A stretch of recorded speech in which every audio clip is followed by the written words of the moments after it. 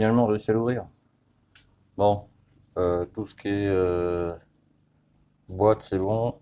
L'engrenage, j'ai réussi à l'enlever, tu vois, avec le balancier. Je t'explique après pour lui. Là, c'est bon. Sauf que je me suis aperçu que, en fait, c'est pas les bons roulements, tu vois, c'est des 62,03. Ça, c'est un vilebrequin top perf.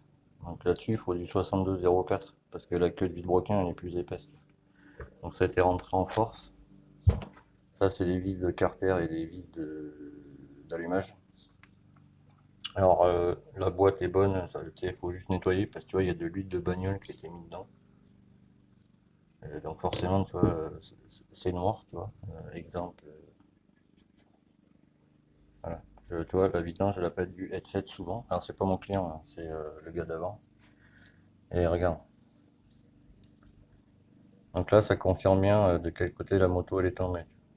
Ça, c'est l'axe de sélection. Mais alors, comme j'ai dit au client, tu vois, il est spécifique, tu vois, parce qu'il en faut un avec des pépions dessous. Parce que les pépions, si tu veux, ils viennent se prendre là-dessus. Et c'est ce que je vous disais par rapport aux contacteurs de points morts, ceux avec qui je discute sur le groupe. Contacteur de points morts, tu vois, c'est ça. Bon, il est un peu usé, mais bon, voilà. Et ça, si tu veux, ça fait office de on-off. C'est-à-dire, ça dans ta boîte, si tu veux, c'est comme ça. Et tu as ceci, voilà, qui vient comme ça. À chaque fois que tu fais une sélection de vitesse, les pépions viennent se mettre là-dessus, tu vois. Exactement. Voilà, c'est comme ça, si tu veux. Voilà, c'est comme ça. Là, tu vois. Donc ça, c'est par-dessus, tu vois. Attends, faut pas que je perde les rondelles, tu vois, parce que ça vaut une blinde. Donc ça, c'est la rondelle en haut et en bas, parce que c'est un modèle V2, et pas V1 à 5 rondelles. Donc ça, c'est la bille de barillet qui est là-dessous. Ça, c'est le ressort de la bille de barillet, tu vois, qui se prend de l'autre côté là-bas. Et si tu veux, tu as ceci, tu vois, contacteur de point mort, qui lui, en fait, quand il est sur ton moteur, si tu veux, il vient se mettre là, tu vois. Et à chaque fois que tu choisis une vitesse, etc., tu vois, ça vient frotter là-dessus. Merde. Et alors, le souci là-dessus, je vous explique. Là, t'as ton barillet, tu vois. Là, t'as le ressort et la bille de barillet. Là, t'as le barillet qui vient de se mettre là. Là, t'as l'axe de sélection, si tu veux. Et du coup, je sais plus de quel côté c'est, je m'en excuse. C'est quoi ça? Bon, bref. C'est sur celui-là, je crois. Ouais, voilà. Si tu veux, le contacteur de point mort, il vient se mettre là, tu vois, ici. Et du coup, il ressort là, tu vois. Et quand il est usé, ben, ça t'indique plus le point mort ni rien. Et là, le souci, lui, j'ai réussi à l'enlever, tu vois, pas de problème. Lui, il est soudé là, parce que tu vois, je te montre pour que tu vois bien. Tu vois, il est complètement déformé. À gauche, il y a plus d'espace qu'à droite. Donc déjà, il a été rentré de travers. Mais si tu veux, voilà. Tu vois comment il a chauffé ça? Ici, là. Bon, je te parle même pas. Bon, de toute façon, il est flingué, hein, je te le dis. Tu vois, ici, ça a forcé. Pourquoi? Parce que les roulements, ça, c'est un vilebrequin top perf renforcé, du coup, tu vois. Ça, c'est moi. J'ai pas eu d'autre choix que, tu sais, d'y aller, quoi. Et ça, c'est un top perf. Mais les 62,03, ils vont pas là-dessus. Là, il faut du 62,04. Parce que ici, c'est plus large. Tu vois, le bout, là, ici, là, du cône, si tu veux. C'est plus large que sur un vilebrequin d'origine, par exemple. Donc, c'était pas les bons roulements, mais ils se sont dit non, on rentre à fond. Et chose de ouf, sur AM6, il faut la pâte à joint, tout le tour. Quand tu fermes, il n'y a pas de joint, si tu veux. Ah, attends, c'est pas fini. C'est où que j'ai vu ça? C'est pas ce côté, tu vois. Ce côté, il est à peu près bien. Par contre, j'ai des doutes, tu vois, dans les goujons. Donc, il va falloir que je le dise à mon client. Mais c'est où que j'ai vu ça? Ouais, voilà. Est-ce que tu vois les belles traces là? Donc ça, ben, je vais l'aplatir, tu vois. Alors là, il n'y a pas d'autre choix, faut poncer, tu vois. Faut y aller tranquillement et bien aplanir tout ça, tu vois. Il y a ça. Et je voulais te montrer un autre truc. je sais plus où c'est. Ah, c'est là.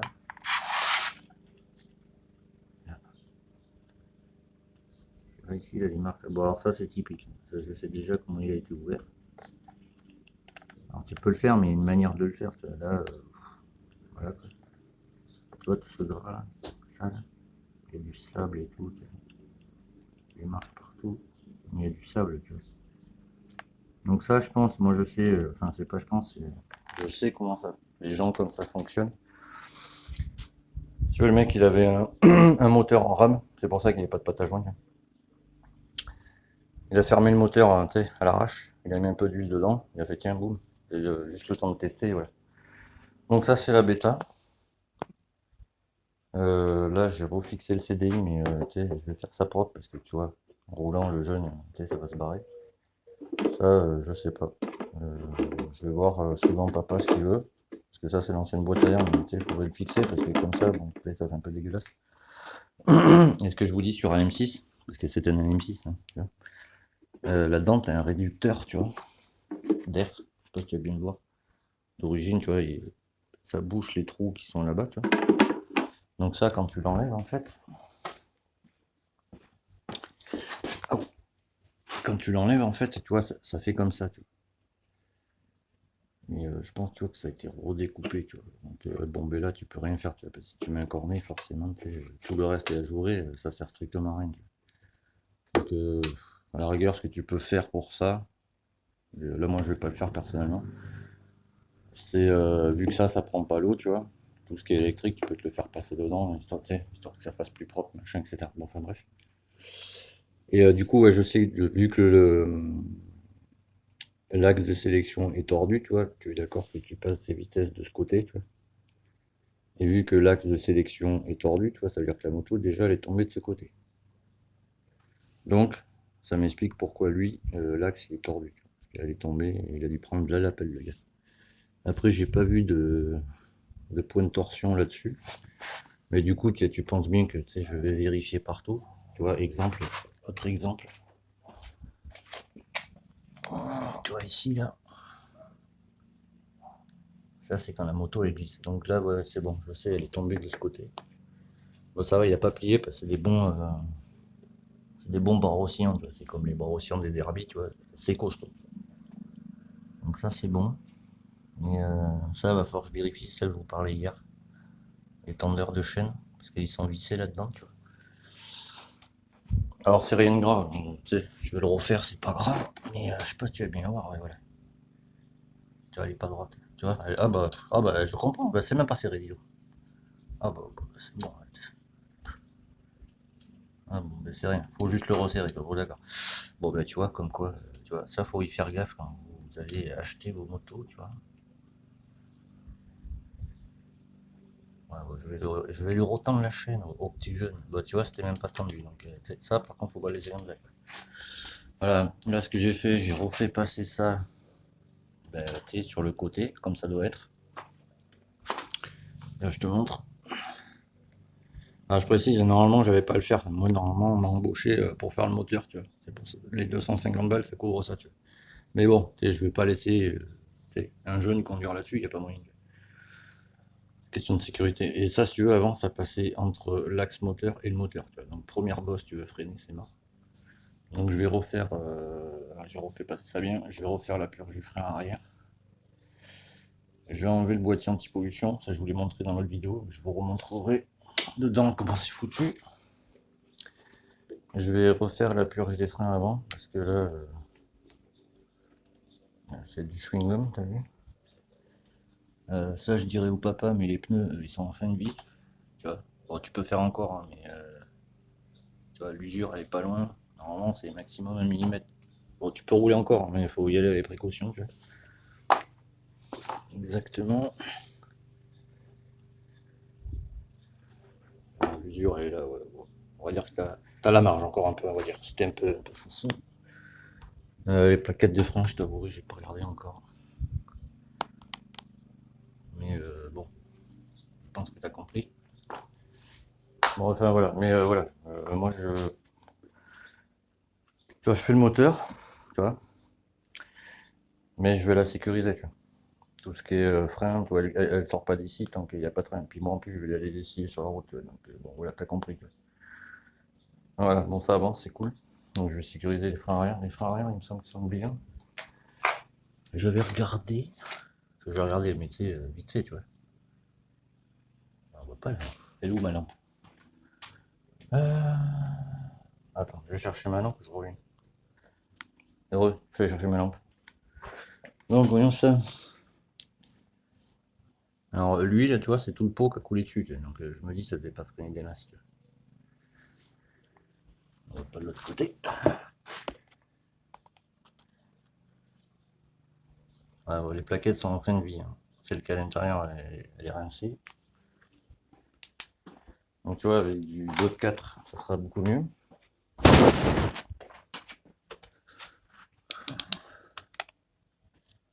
Et là,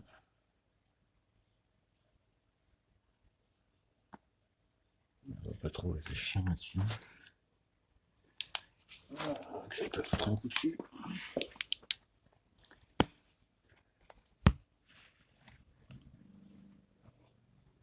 Ouais. Les plaquettes avant sont rincées aussi. Ouais, bon, lui, le changera ça. Parce que, tu sais, sinon je suis hors forfait, j'ai envie de dire. Parce que moi, je rappelle, les 250 balles, ça couvre ouverture moteur et une réflexion moteur, si tu veux. Voilà. Mais bon, tu sais, je me dis, c'est pas un petit jeune de 14 ans, c'est un père de famille, donc, tu sais, on va pas les imiter. Donc voilà. Donc, je ferai des tutos quand je ferai la purge de frein. Parce que quand vous faites votre purge de frein, bon là, j'ai enlevé le pédalier pour enlever le moteur, si tu veux. Mais il faut que tu viennes ici, tu vois, ton purgeur. C'est pour ça que ça s'appelle un purgeur, en fait. Tu mets une durite, c'est une clé de 8.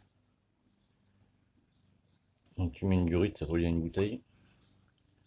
Là tu pompes avec ton pied ou à ta main, tu vois, elle avait la même force, sinon je suis con. Tu pompes, tu laisses appuyer dessus, tu vois. Tout en laissant appuyer dessus. Tu viens ici, tu dévises juste d'un quart, tu vois. Le liquide va partir, ta pédale va s'enfoncer, tu laisses appuyer, tu laisses appuyer. Dès qu'elle arrive en bas, tu laisses appuyer. Tu reviens ici, tu serres à fond. Tu lâches ta poignée et tu recommences. Et ainsi de suite. Tu vois. Et l'avant, c'est pareil en fait. Pareil, tu mets une bouteille en bas, tu vois. Alors le mieux c'est d'avoir un tendeur, par exemple.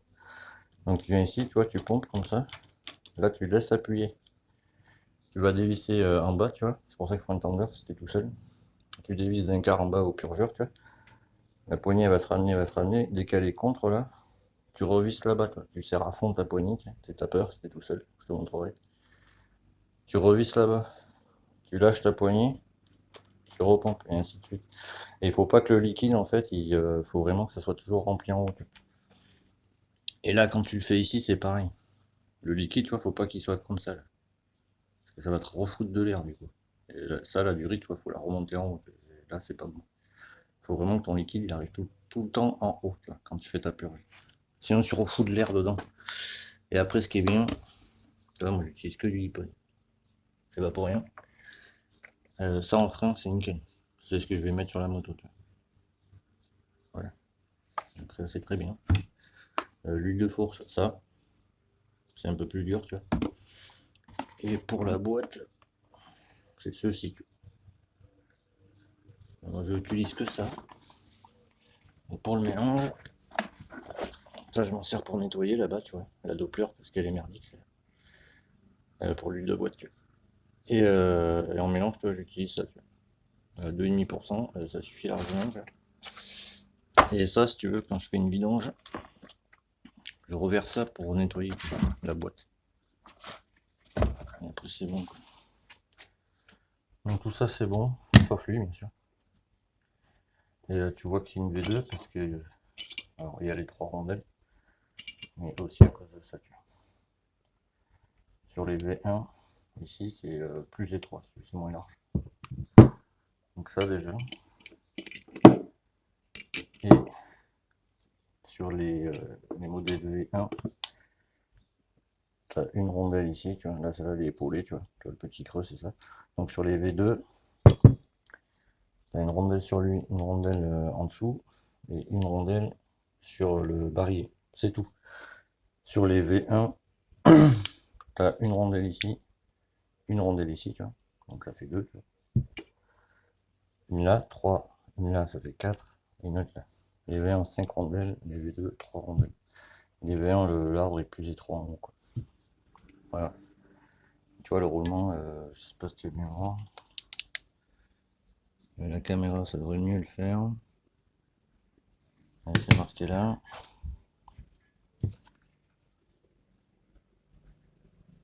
On fait le zoom, ça serait bien. Japan. Ah, même pas, c'est quoi? Si, c'est ça. 6303. Donc déjà, 6303, je sais même pas ce que ça fout là-dessus. Koyo. Ouais, ok. Japon. Très bizarre. Et les autres, on sait pas si monte à l'envers. Là, il a mis dit quoi? 6204. C'est quoi ça? HK. HK 1010. Bah, déjà, c'est pas bon parce que là, c'est du HK 1412 qu'il faut. Donc, heureusement qu'il a commandé des roulements, tu vois.